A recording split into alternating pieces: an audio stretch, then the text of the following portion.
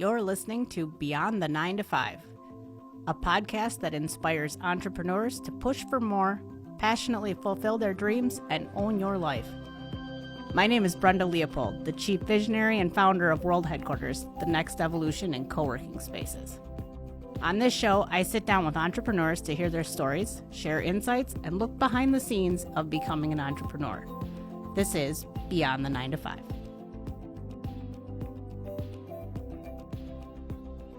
Welcome back to the Beyond the 9 to 5 show. My name is Brenda Leopold. I am here today with our guest, Mike Higgins. Welcome, Mike. Hey, how's it going? Good. This is exciting for me because I have not had an opportunity to talk with you before, and I've come to understand that you are doing really well in the real estate business. And so what I'm really curious about is, how does the real estate industry compare maybe a little bit? And I'm not asking you this question right now, so don't get all spun out thinking, holy cow, I have to answer the world's problems all in a question. But I'm just curious to see, to get some perspective on that industry and how, because it seems like that's a really good industry for people to get into when they have an interest in being, a sales and marketing oriented entrepreneur. But I also think you have in that industry a lot to teach us about how to be an independent professional and sales oriented and marketing oriented in your strategy. So it'll be a really good conversation, I think, to be able to talk to you. But first things first, I'd like to know who you are, what you're currently doing, and maybe what company you're with. Yeah, absolutely. So Mike Higgins, we got that part figured out, right? Yeah. So I'm actually an independent agent with the Cause Realty Group. So we just made a switch over to Cause Realty Group. We're out of downtown Green Bay. Okay. And some of our team actually lives in the Appleton area, so we service anywhere from just north of Green Bay to just south of Appleton. Been doing this since 2015, full time. Actually, so I kind of was that dual career kind of guy when I first got into it, which I think a lot of people try to get into real estate part time because you can. Yeah. I mean, if I can get my real estate license, anybody can. It's just a matter of fact. But you see a lot of people get into it in that way, and I was fortunate enough to have a job where I was in an outside sales position with a Fortune 500 company where I didn't have an office to go to. Sure. So I was able to go in my car. I was in my car calling on stores all day. So I had my phone with me. Sure. I could take calls. Yeah. I'd be lying if I said I didn't stop at a showing once or twice during the day, right? Right. But you did what I had to do to get it done, because I knew, being a real estate agent, it's you're business owner. Yep. Right at the core of everything. Yes. Business, running whatever you're doing, running it like a business. Doesn't matter if it's real estate or selling coloring books. Yes. If you can run it like a business, you're an entrepreneur, right? Right. So I knew I had to do something in order to get out of the 9 to 5, right? Yeah. Get beyond that, and get into this entrepreneurship world. So that started in 2015, and we've been really lucky. We haven't looked back since, and I feel like each year has gotten a little bit better, a little bit better, a little bit better. You continue to learn, and as a business owner, you take your experiences, good or bad, you learn from them, and you move forward. And it's brought us to this podcast today.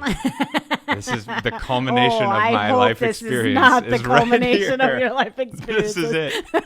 I hope you can come back on in the future and tell us about many more adventures. I'd love to. Absolutely. And I have a feeling with an entrepreneurial spirit, you're far from done. I guarantee it. I hope so. So tell me though, is there anything that in this couple of years, congratulations on, you're kind of over that scary hump that people talk about, those first couple of years being when people tend to spin out. 87% of realtors don't make it in the first 2 years. Sure. So it is a scary hump. Yeah. Right? Well, and did you know that that's really almost the exact same percentage of traditional businesses that fail too.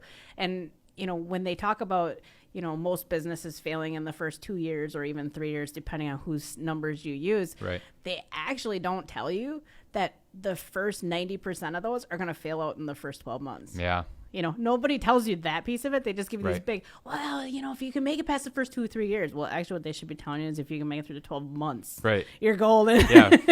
Chunk it off, 30 days, 60 days, 90 days. Let's just keep going. Yeah. So it's really interesting that, that you noticed that high percentage of real estate agents fail in that first year or two. And it's really not any different than owning any other business. You're equally likely to fail. And so I think that just completely solidifies the fact that real estate agents are nothing more than business owners, really, at the end of the day. Right. The good ones there's Yep. the guys and gals that have been around for 20 plus years. They've been in markets up and down and sideways and everything. And right now we're in historically a very good market, very strong. Interest rates are very low. Inventory is low, which means sellers are getting top dollar for their house. Yeah. And, any monkey could stand on a street corner and let you into a house and sell it to you. Right. You're getting Right. 17 offers. How good of a real estate agent do you really have to be, right? Right. But I look at this, it's really crucial in this time of a good market to solidify your name in the market, because people need to know who you are in a good market, because when a market goes down, you're going to see 50% of these agents drop off, especially those people like who came in like I did that are part-time in a real job, and they're just realizing, hey, there's not enough houses to go around. But if the guys and gals that sell a lot of houses in a good market make a good name for themselves, they'll be the ones that people go to in a down market too. Does that make sense? You know what I mean? Absolutely, 100%. So I mean, and we're kind of riding that wave. No matter how good you are, the real estate market goes up and down, and you're kind of absolutely. You're riding that wave, and we don't know when it's going to stop. But I'm going to keep riding the top of that wave until it does. Have you done anything, or do you have any kind of strategies in mind for like how you might be able to ride out the low parts coming up ahead? Because we all know they always come. Yeah, no, that's a really good question. And if you haven't, I just wing it. I'm just more of a wing it kind of guy. Right. Right. I might need to start a second business. No, it's a good, it's like right now, a big thing that we're into, and part of the reason I just made a move with a new group, I took our team over there, is we're developing new construction now. Oh. So we're developing subdivisions on the east side of Green Bay in Swamico, and with the market being so good, economy's good, money's good, people have money to spend. Yeah. New construction's at a really, really high point right now, right? Sure. The cost is up. Yep. But people are willing to pay it because they can afford it. Right. A lot of times you see in a down market is where your foreclosures start coming up more, your short sales start coming a little bit more, right? So as any business owner knows, like you have our product is houses, but within that product, there's so many different unique strategies to take. So, when a market goes down, maybe you start getting into short sales more, which a short sale is just somebody who owes more than what their house is worth. And you'll see that a lot, right? Yeah, absolutely. And that helps them before foreclosure. Or, I much like you probably do, you read a lot on different things in entrepreneurship within your space. And I was reading about, tax appeal process. So when a market goes down, and during the height of the market, your property is assessed at $300,000, let's say, right? And now, 2 years into a down market, you'd be lucky to get $250,000 for it. But the municipality is still charging you $300,000, right? Right. So there's agents in past that have, learned this tax appeal process. So, sure. I don't know, it's just finding fun, different niches. You got to have your strategies at the top, and you got to have your strategies at the bottom. And that's what kind of keeps the person in it for the long game, right? Yeah, absolutely. And I think as much as you're joking about how you're a monkey and anyone can do your business, I think you're proving the fact that not everybody can. That's the whole point. Yeah. You have to be forward thinking enough, and you have to be looking down the road far enough to have a thought in mind to be able to answer that question on demand, right? Like, so what am I going to do? Yeah. What am I going to do other than having this theory of I'm going to have a pot of gold under the rainbow that I'm going to have nested away, from this great time, and then I'm going to just live on that until it comes back around. Well, first of all, you're not in control that much like you think you are. Right. So you don't control how long it's going to take for that to come back around. So that's not a good strategy. But what you're doing really well, in my opinion, is having that plan, having that thought of like, okay, well then I'm just going to have to get creative, and I'm going to have to find new revenue streams. Because the other thing that people don't take into account is, once you start making a higher level income, you kind of get accustomed to it. Yeah, for sure. So all of a for sudden, real. what you wanted to live at before, you're not so good with going 100%. Back to that. I went through that last year, like making, as you're on this trajectory of like up. Yeah. Well, then you have a year of even just a plateau, and you're like, whoa. So, one thing, in any market, and what I love about kind of our industry and what I'm really passionate about is just investment properties as well. Oh, sure. I think it's an awesome, we talk about that 87% of entrepreneurs or real estate agents don't make it in the first 2 years. Yeah. Well, the flip side of that coin is, and it's true in business. I'm glad you brought that point up, because once they make it past that, most of the time they're go down one of two paths. Like they're just barely scraping by to make ends meet, or they've really just created another job for themselves, which is what they tried to get out of in the corporate world. Right? Exactly. Does that make sense? So like I see this all the time in real estate, where these agents will come in and you'll make it past the hump, right? And all of a sudden you're working more than you did in your 9 to 5, and maybe making less. You don't see your family, and like, so how do you get that back, right? Well, I found that, I have 6 investment properties right now, and I found that another niche, we talk about niching down, right? Helping other real estate agents learn how to invest in real estate is super powerful, because they'll represent investors, but why aren't you going out and buying this yourself? Don't represent, you see the deals before anybody else comes. Right. Right. And the same thing with entrepreneurs. I mean, I was speaking with a chiropractor last week, and he was talking about building storage units. He's like, chiropractic business is going great. He's like, when I get to the office at 10 o'clock, I am booked solid till 4:30. But that's all active income. He's like, I'm making a stockpile of money here. Yes. Now what can I do with that money to take it and go make the money work for me, so that I don't have to work as hard one day, right? Because if he pulls himself out of that practice, no more money comes in. But if he invests in, let's say a $500,000 rental property, whatever, if it's storage units, commercial buildings, whatever, maybe he's making a couple grand a month that helps pay the bills and alleviates that stress if God forbid something happened where he couldn't work.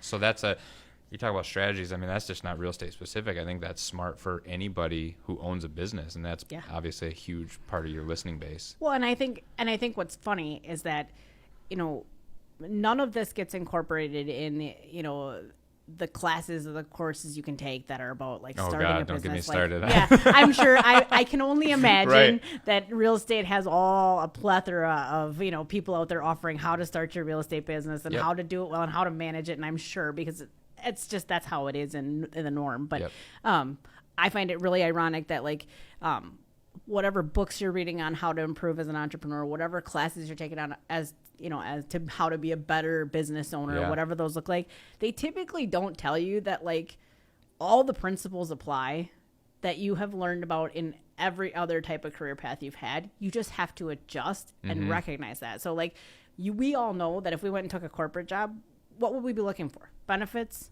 retirement, right? We'd be looking for vacation, right? All these things that are just duh. Yeah, right. I wouldn't take a job unless it had these. Okay, well, so you're a business owner. Where are they coming from? Think about it. Think about, so where's your retirement? What's your retirement? So maybe our retirement doesn't look like a 401k. Maybe our retirement is that investment property. Maybe it is a nest egg. Maybe it's, whatever. Maybe you're an investor in someone else's business and let them do the driving, and you 100%. Sit back and have a passive income. But either way, you have to be looking at your retirement, and it's the same principles. It's really not different, but it's just you have to be, again, going back to just another standard practice that we know on our personal lives is diversifying. Right? Yeah. I would be silly to sit here and think that the only thing I'm ever going to invest in the rest of my life is the business I'm currently building.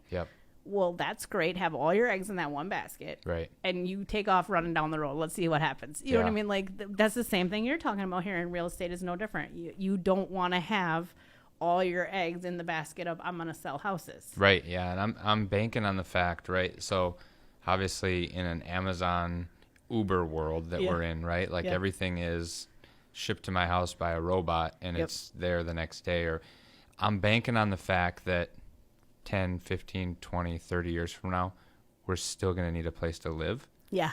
Which I think is a pretty safe bet. I think that's a pretty safe bet, yeah. So is advanced as other areas of our lives get, and, maybe that means that the investment in the, maybe I might not go buy Fox River Mall as an investment, right? Yeah. But maybe there is some type of thing down the road where it becomes some cool indoor playground type thing, whatever. Right. But residential housing, apartments, small commercial retail, like what we're, you're going to have a place where there's some businesses that you're just not going to automate. Right. So, and I'm hoping that you're always going to have a place where people are going to want to live. I mean, we're not going to live in spaceships. We might, but hopefully not in my time. You know what I mean? So, I mean, Elon Musk's, he'd be the guy to talk to for that. Yeah. Yeah, you're right. I think it's diversification is key, whether you're a real estate agent or in any business, for sure. And I just think that's something, and maybe we just need to reach out to our contacts over at the eSeed and Venture Center, tell them they need to plant that in their business planning program. But I like it. We'll just pass along that suggestion from you and I. Yeah, small plug. Yeah, we'll just maybe tell these business owners to diversify, look at retirement, look at vacation. Yeah, I don't know. I'm just telling you. Perfect. I like it. But so the other thing I'm curious about too is. What do you think maybe some of the unique things are going to be coming up in the real estate industry? Are there things out there that you're excited about seeing coming up in the industry? Yeah, there's a lot of, kind of like the Uberization of every industry is kind of happening right now, which it's exciting from a consumer standpoint, I think, because it makes your, customer experience a little bit different and unique. Mm-hmm. As a real estate agent, it's kind of terrifying because if you can click and buy a house with a button on the computer, it kind of eliminates us, so to speak, right? So that's going to be different. I think you're going to see a while. We're already seeing in larger, like Chicago or Phoenix, Arizona, or LA, there's what they call offer pad. There's some of these different names that are literally like, hey, we'll come in, send us some pictures of your house. We'll make you an offer sight unseen. It's the Amazon strategy. It's like the margin is going to be a lot less, but we're just going to do a lot more quantity, right? Gotcha. Yeah. So they can give you almost a market rate for your house because they're going to buy 400 houses. Right. So there's a margin there that they can work with. Right. So that the 6-7% that a real estate agent is going to be want to get, that's going to be out the door. So that's kind of scary. That's kind of weird. Right. It's kind of weird. It comes back to, I think, the core of my business, the core of probably, I would assume, your business and a lot of entrepreneurs is relationship, right? Yeah, for sure. And if you're not spending all the good time trying to build relationships and cultivate relationships with the people that you already have, there's no reason for them not to go to those other sites. Yeah. But I think if we do a good job and service them more than just at the time we're buying and selling a house, right? Checking in with them, having client events, making sure, checking if they bought a house 2 years ago, the appreciation might be at a place where they can refinance their house and save money on a mortgage. Yeah.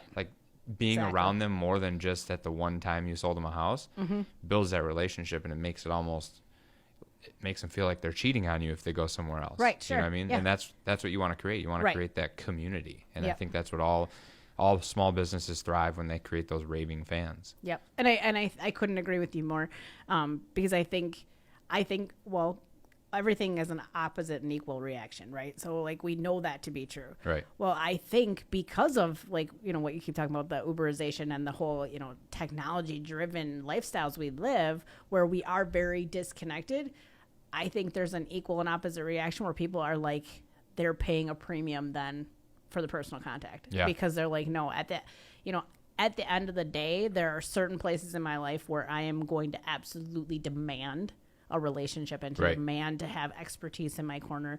You and I would never get into a business without feeling like we at least knew where to call a good attorney if we got in a situation. So you probably have real estate attorneys that you at least know that you could trust. Yep. There's going to be, and I think your industry is probably going to be one of those where people are absolutely going to demand even more personal touch from you guys because of the fact that there is no way that myself anyway would get into a real estate transaction without feeling like somebody who knew what the heck I'm doing has got my back and can guide me through that transaction. So you think you're totally wise from the fact of you're probably not insulated from it. There's going to be a change, but you're so aware that that's where you can live. You can live in that place where people are going to demand the relationship, and you just have to be their resource. Yeah, if you're spending $500,000 on a house, are you leaving that up to a computer algorithm, or are you the guy that you've known for the last 10 years? Yeah. In your corner.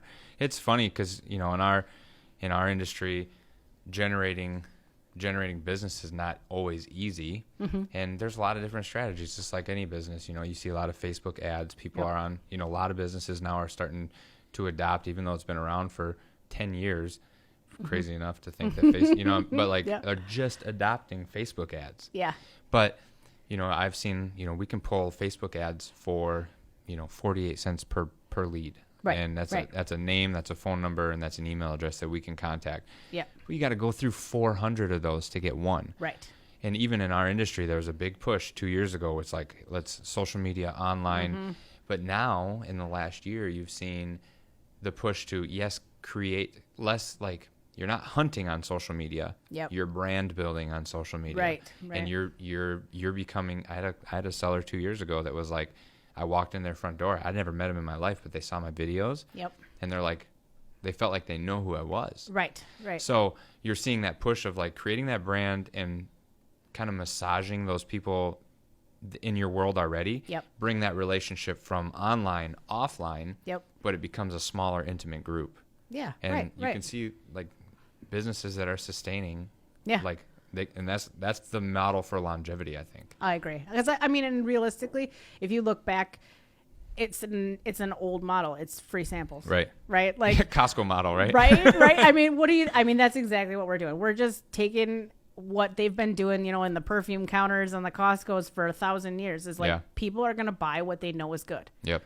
Right? Like if you're out there giving taste of your knowledge, giving taste of your expertise, and you're sharing it at no cost to them just because you want people to know you're available to them, of course they're going to buy that product. You know what I mean? So and I think it's we've seen, and I can only speak to my industry because it's what I know somewhat, that, you see like the free home values on Facebook and the click here to do this, that, and the other thing. It's like people like that just feels like I'm being sold, right? Yes. Versus the guy who's doing a local podcast. Yes. Or who's over at the local bake shop, Yep. handing out free donuts or something like that. You know what I mean? And then all of a sudden they're like, hey, where should we go this Saturday? Oh, let's see if Mike's page has any events coming up. Boom, boom, boom. Yep. You become that reference for somebody. Yeah. And oh, by the way, I do sell houses. Yeah. If you want to do that. You want to do that too, yeah. Well, especially in the, with the YouTube generation coming up, and they don't read instruction manuals. They don't learn how to do anything. They watch a video and I can say that, when I run into problems at my house and I have something that needs to be fixed, the first thing I'm doing is looking for a video. I just fixed a lawnmower on YouTube 2 weeks ago. I'm not kidding you. Yeah, exactly. It was great. Yeah. But that's exactly it. Like, so now when and if I get to a point in that process where I'm like, yep, somebody who knows what they're doing needs to take over from here because I'm clearly over my head. Right. I'm going to call the guy in the video. Yep. Because he clearly knows what I was supposed to have done right. Yeah, and even if you don't know what you're doing, like if you have the confidence and the consistency to just put out content, people think you know what you're doing just because they've seen your face out there. It's back to that person. I walked in their house. They're like, "Hey, Mike." I'm like, "Hi." Hey. It's like, I don't know who you are. But they felt like they knew exactly who I was because you're just that same person in real life that you are. I mean, it kind of is like the old school, radio DJs and stuff, that are on the radio. Even now, I shouldn't say old school. Yeah. Sorry, not to disrespect anybody. You just made every baby boomer ever mad. My apologies. But when you would see those people out in real life, I remember being at an event with my wife a few years ago, and we were behind a table that was full of the local radio station. And without seeing them, I heard their voices, and I was like, yeah. What? What was that? What? That's so-and-so at the 9 o'clock show. You'd be super excited about it. Like, I feel like I know who you are because I listen to you every morning. Yep. It's the same concept and it's not just their voice now. You can see the video, a sneak peek into your life, Right. And then hopefully that attracts people that you want to do business with too, right? Right. Because exactly. you got to be okay with the fact that you're not going to be the right flavor for everybody. Right, of course. And sometimes that's tough, as a tough pill to swallow. It is, for sure. Yeah, definitely. So I guess one last question before we wrap up. Is there anything that you wish you had known before you got into the real estate industry as an entrepreneur? So like thinking specifically about being a business owner and running all the shows, right? Like, and being all the hats and doing all the work. Like, is there anything you wish you had known that you know now? Oh, man, that is such a good question. Yeah. That is a really good question. I think I would circle back to self-development, personal growth, and just kind of like being okay with the self-education model versus the traditional education model. Sure. Like being okay with the unknown. And I wish I was further along. Like I wish somebody would have showed me 20 years ago that the way that everybody else does it and the way that the world tells you should be educated might not and probably isn't the best fit for everybody. Right. You know what I mean? So I mean, like coming into this from a, hey, why can't you at 15 years old start diving into this personal development journey? Like early on in my career, if I realized that my business would never outgrow my personal growth. Does that make sense? So like if I was never getting better as a person, my business was never going to get better. Right. And sometimes it takes you like smashing up against a wall where you're like, hey, I'm clicking on all cylinders here. Yep. And now I can't hit that next level. Like what's going on? Well, I'm not developing as a person. And, and also going through this, again, speaking to a lot of entrepreneurs, we think that, I just had a conversation about like work, hustle, grind. Like that's the only way that you can do it. And when I get home, I can be a dad. And when I go to work, I can be a worker. But like those worlds, if your home life sucks, your work is going to suffer. Yeah, for sure. Like 100%. And vice versa. You know what I mean? And figuring out a way to, the grind and hustle mentality, it might work for some. Yep. But for me, father of 4 with a beautiful wife at home that's like, I don't know why she stays home with all our kids. But that hustle and grind mentality doesn't work for us. So I got to make sure that home life is good because then I can go perform at a high level in my job. You know what I mean? So I'd say like self-development, personal growth is understanding that coming out of the gate and being okay with the fact that you don't need to know everything, that there's all these other gurus that went on before you that you can sorry, this is like a long answer to this. No, you're fine. But another thing is like turning decades into days. Yep. And what I mean by that is somebody who's been doing real estate for 30 years. Yep. I can read their book and they can in summarize a day, it for you. Yep. And I can learn all their 30 years of knowledge in 24 hours. Exactly. You know what I mean? Yep. And so that's pretty awesome where we are in our world today to be able to do that. Yeah. Well, and I think it's perfect because that is definitely a theme in almost all the conversations we have here on the show.